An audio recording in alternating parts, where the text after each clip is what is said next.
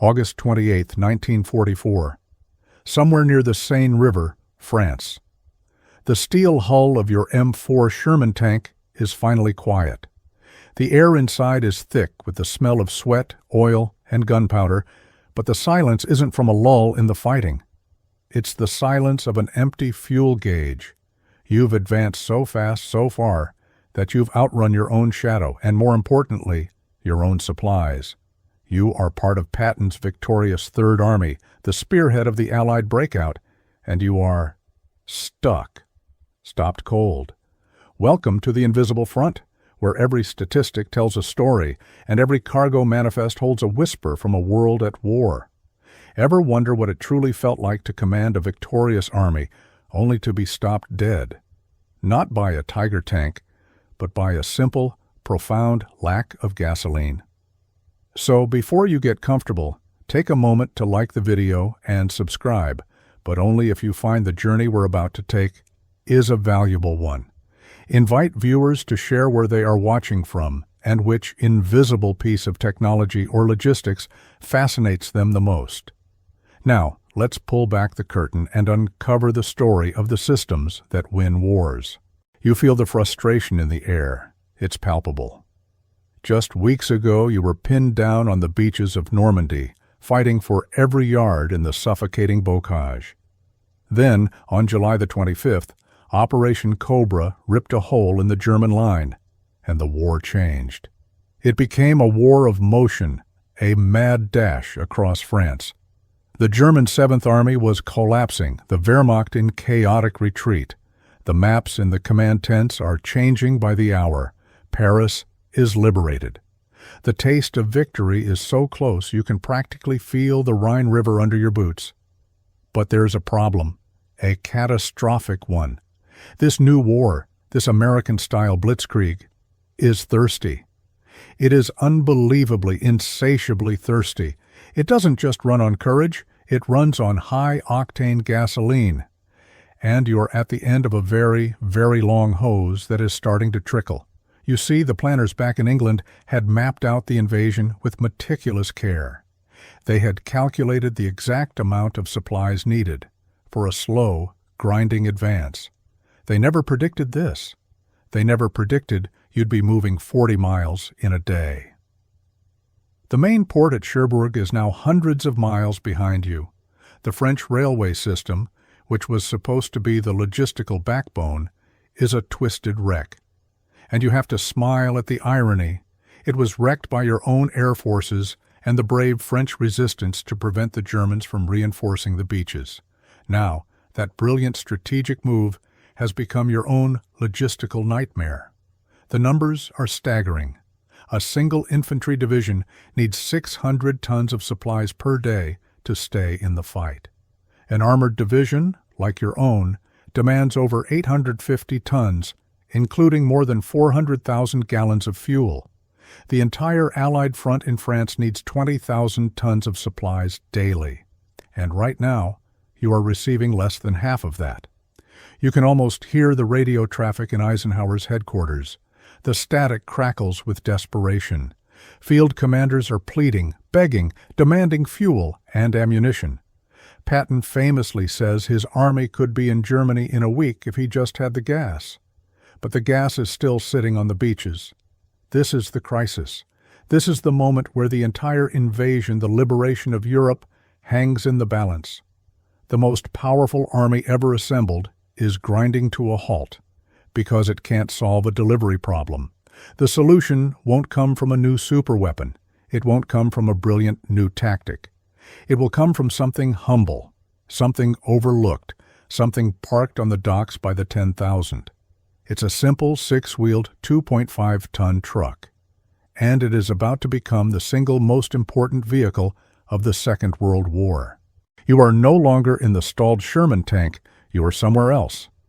You're in Detroit, Michigan, but the year is 1940. The air isn't filled with gunpowder, it's filled with the sharp smell of cutting oil, welding smoke, and something else, a quiet humming potential. The crisis in France is still 4 years away, but the men who will solve it are right here, wearing suits and holding blueprints. They are the $1-a-year men, the automotive executives, and the engineers of the Army Quartermaster Corps. They have a problem. They know that if America is pulled into this new war, it won't be fought next door. It will be fought thousands of miles away, across oceans and continents. And an army, as the old saying goes, marches on its stomach.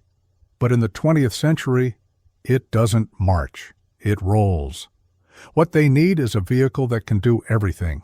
It needs to haul ammunition to the front lines, carry soldiers through mud, transport bags of mail, tow artillery pieces, and even act as a mobile command post.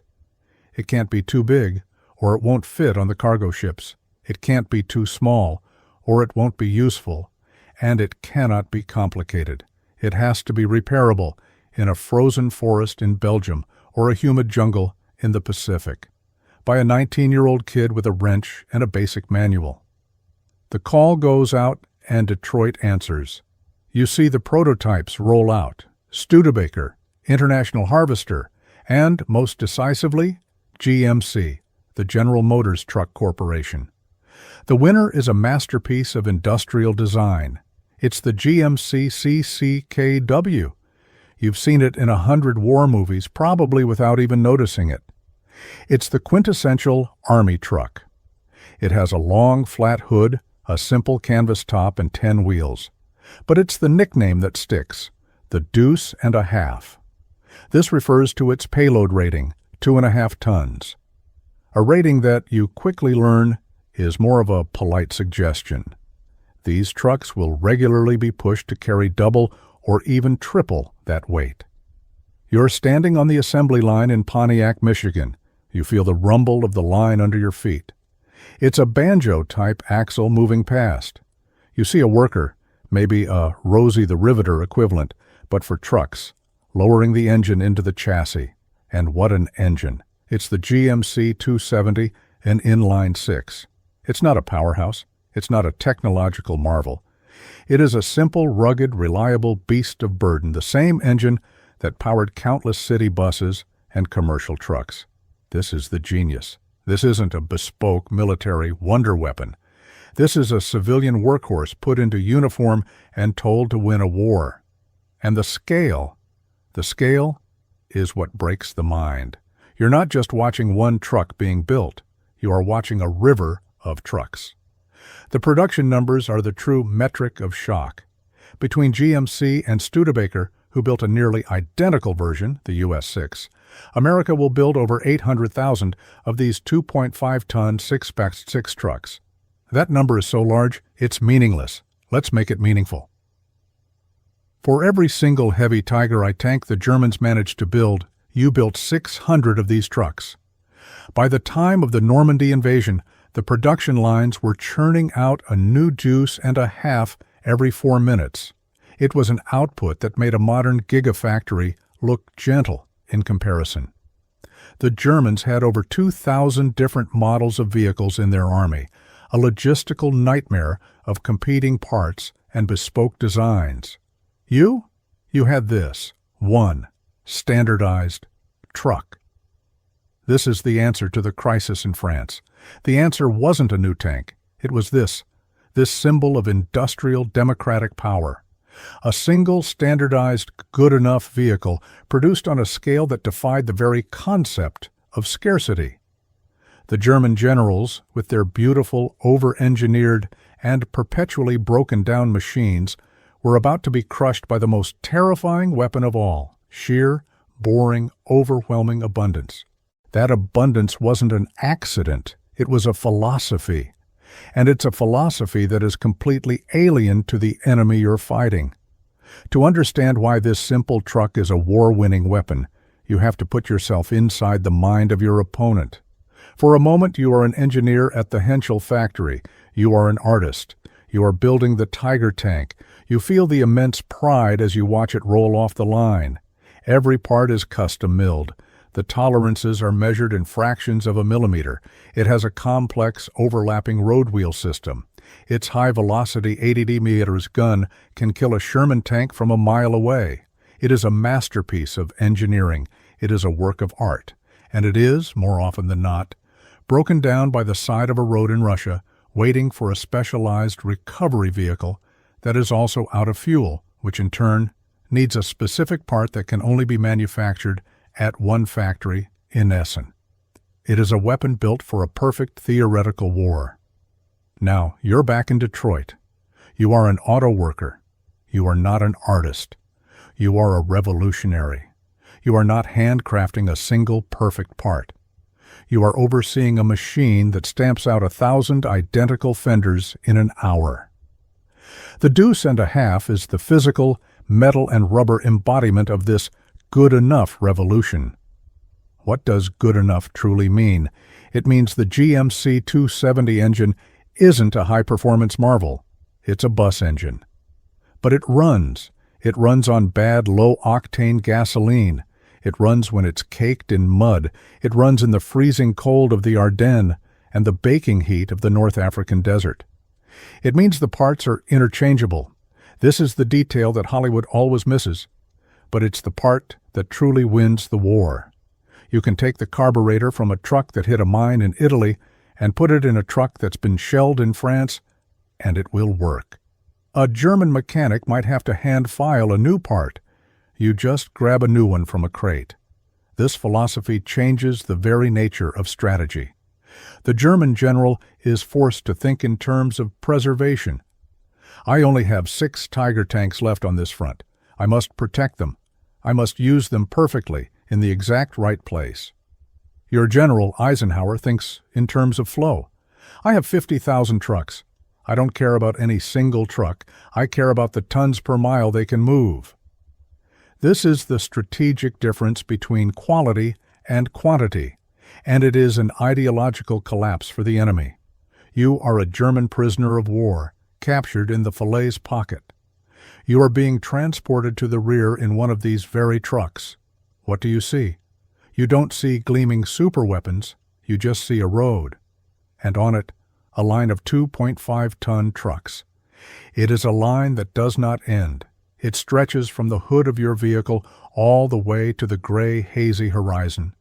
When one truck breaks down, sputtering to a halt, it's not a disaster. The driver just pulls it to the side of the road. Another one pulls up, men jump out, they hook up the cargo, and the line doesn't even stop. It's in this moment you realize you will lose the war. Not because the American tanks are better, not because their soldiers are braver, but because they have mastered a system of production that treats trucks like ammunition. They are disposable. They are infinite.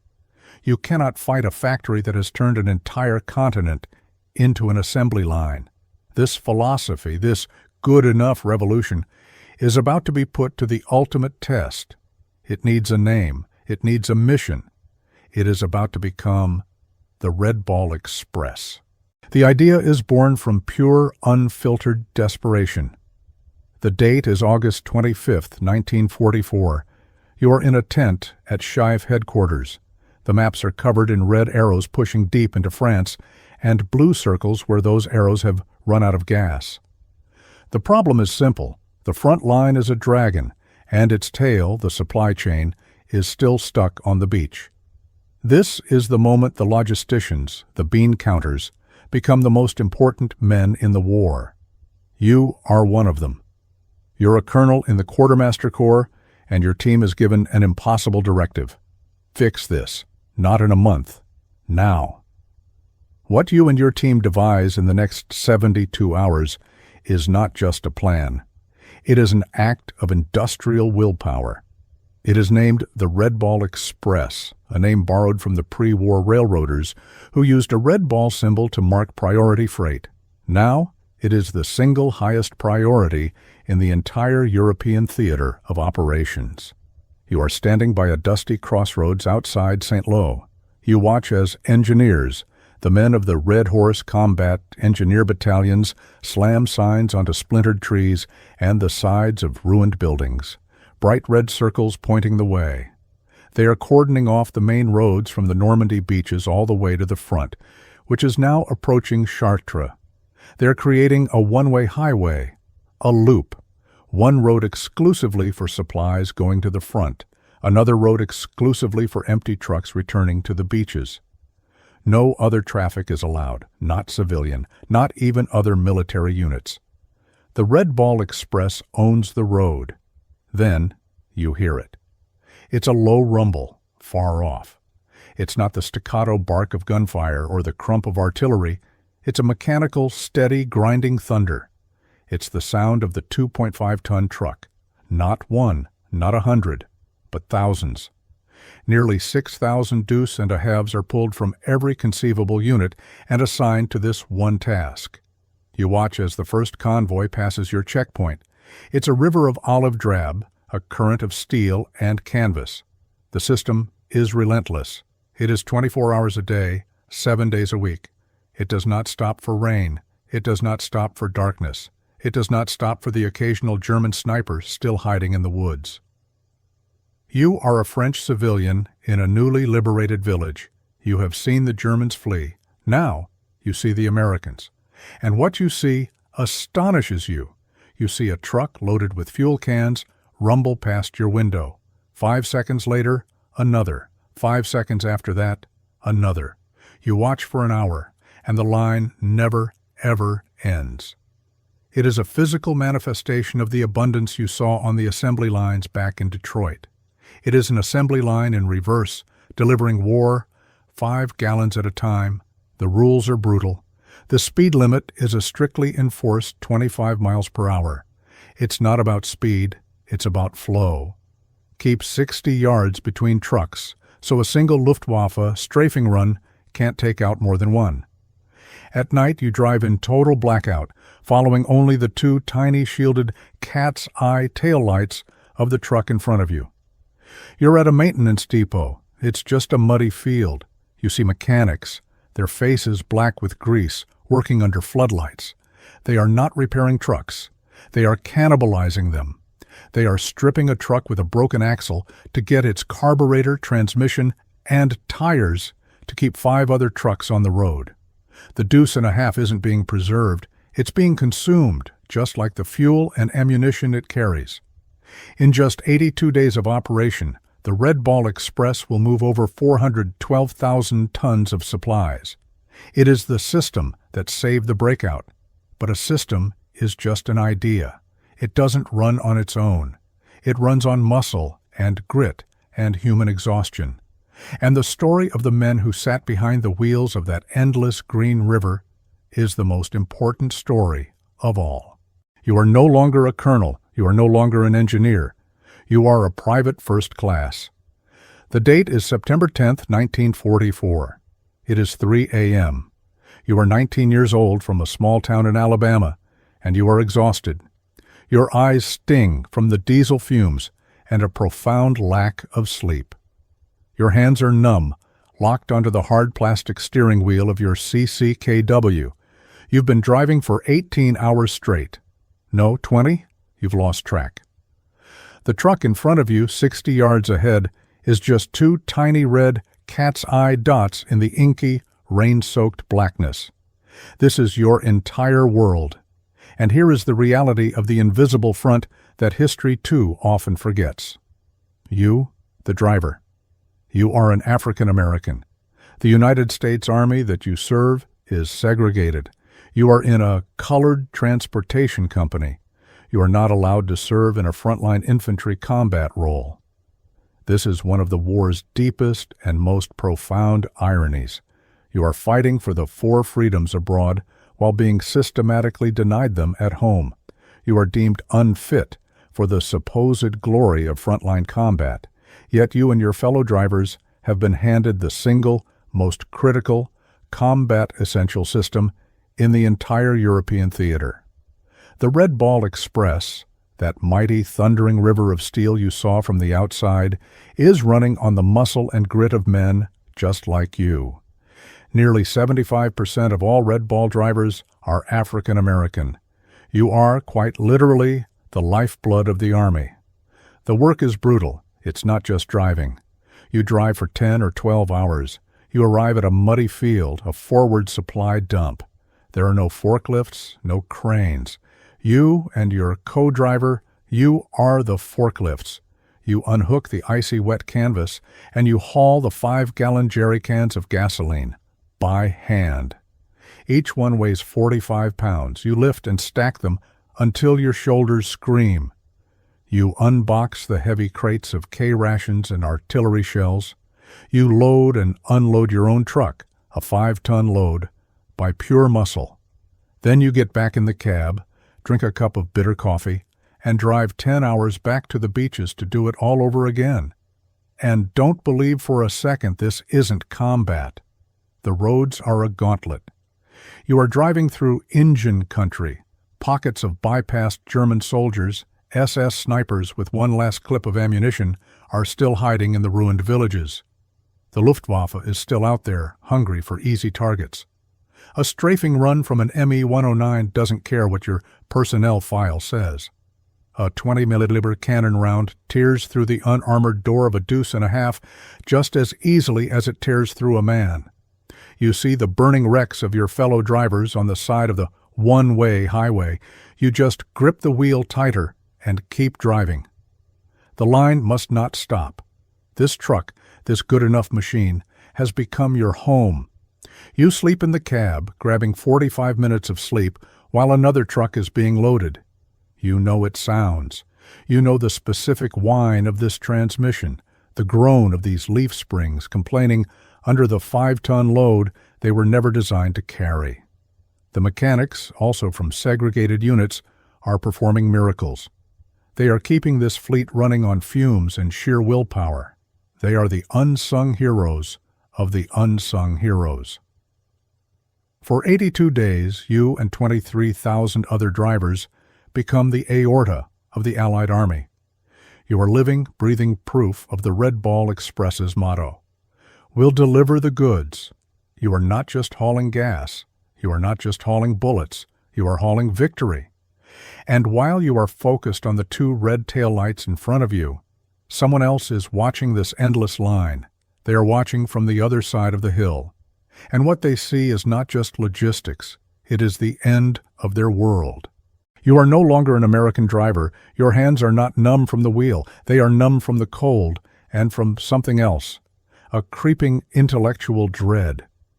You are an Oberleutnant in the 21st Panzer Division. The date is October 1944. You are somewhere in the Hurtgen Forest, and your world, which was built on the idea of technological supremacy, is collapsing. Your day begins not with a tactical briefing, but with a report. Not a report on enemy strength, but on your own. The report is simple. Your company, which should have 12 Panzer IV tanks, has 3. Of those 3, only 1 is operational. The other 2 are waiting for a final drive gear, a single gear. It has been on order for 6 weeks. You have been told your entire life that you are the warrior of a new age, a pioneer of the blitzkrieg. But your blitzkrieg is now powered by horses. You look out onto the muddy track behind your command post and see your logistical corps.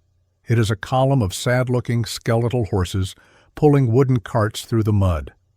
This is the reality of the mighty Wehrmacht. It is a 19th century army with a 20th century veneer, and it is being systematically dismantled by an army that doesn't even seem to care. You are captured during a brief, violent skirmish. As you are marched to the rear, you see it. It's not the Sherman tanks that shock you. You've seen those. It's not the constant drone of the P-47s overhead. You've come to expect that. It is the road. You are standing by the side of a main highway, waiting for transport, and you see the river. The endless 2-way 24-hour river of 2.5-ton trucks. You watch for 10 minutes, and the flow is so constant, so rhythmic, it ceases to look like a convoy. It looks like an assembly line moving at 25 miles per hour. A truck, identical to the last one, rumbles past. Then another. Then another. Some are full of fuel. Some have artillery shells. Some, to your utter disbelief, are carrying crates of Coca-Cola. This is the moment of ideological collapse. It is the shock of abundance. You see an American driver, one of the men from the segregated companies, toss a half-eaten bar of chocolate into the mud. You would have saved that for a week. You are a German intelligence officer, and you are interrogating a captured American driver. You ask him about the specifications of his truck. He just shrugs. It runs, he says. You ask him what happens when it breaks. He says, they give me a new one. You feel a cold chill. You realize this isn't an army. This is a system. This is a force of nature. You are higher up. You are an armaments minister, reading the after-action reports from your generals in France. They are no longer asking for more Tiger tanks. They are pleading for fuel. They are screaming for ammunition. But mostly they are just bewildered. They write with a kind of stunned awe.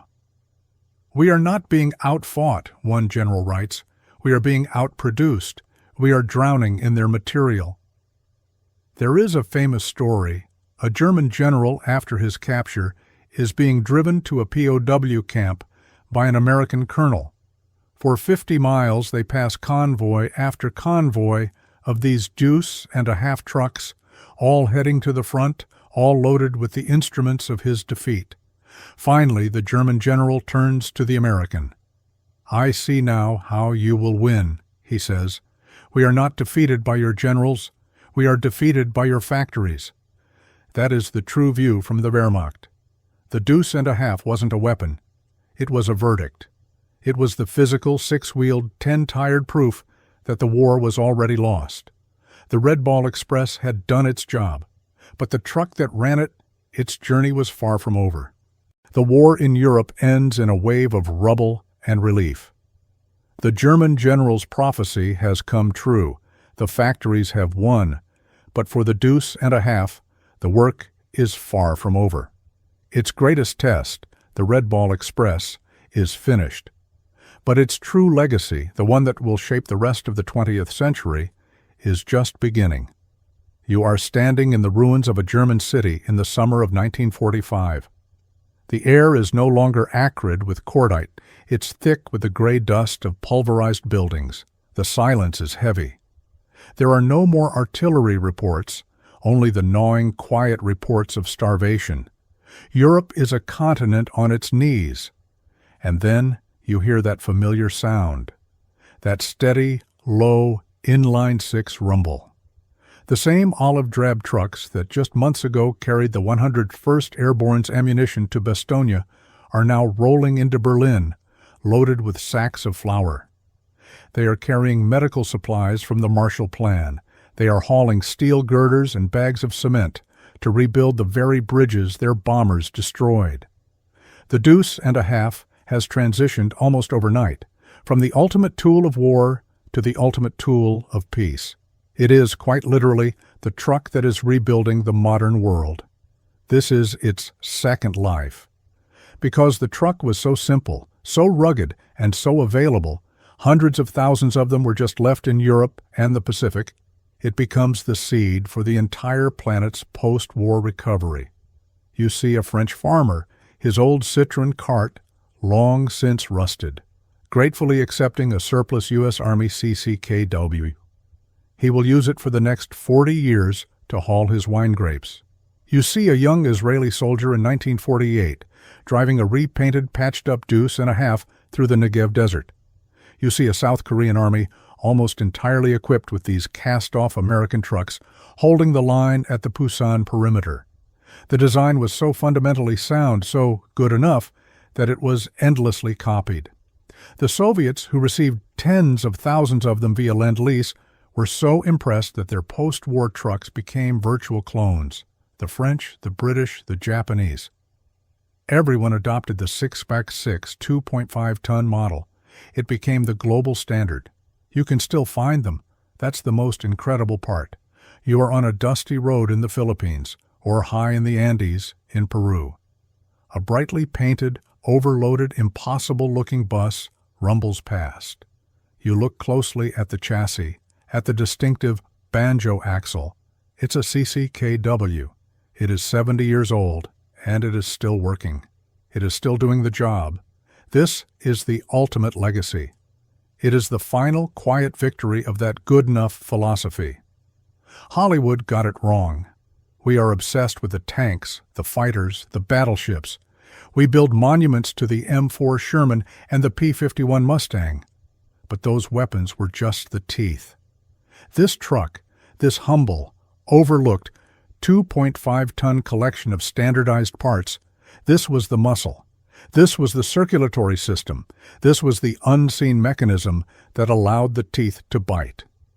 It is the single most important vehicle of the war, precisely because it wasn't a weapon. It was a system. It was a philosophy. It was the shock of abundance, put on 10 wheels and sent to deliver a new world. The rumble of the assembly line has faded. The static of the radio reports from the front has gone quiet, and the thunder of the Red Ball Express is now a distant echo carried on the pages of history. You are back where you started in the present day. But perhaps you see the world a little differently. When you see a modern semi-truck hauling cargo on the highway, you see the ghost of the Deuce and a half driving alongside it. You understand that the world you live in, a world of global supply chains, of next-day shipping, of astonishing abundance, was all built upon the lessons learned on those dusty, desperate roads in France. The front line may get the glory, but it is the supply line that delivers the future. You have been watching the invisible front, and now you can see it.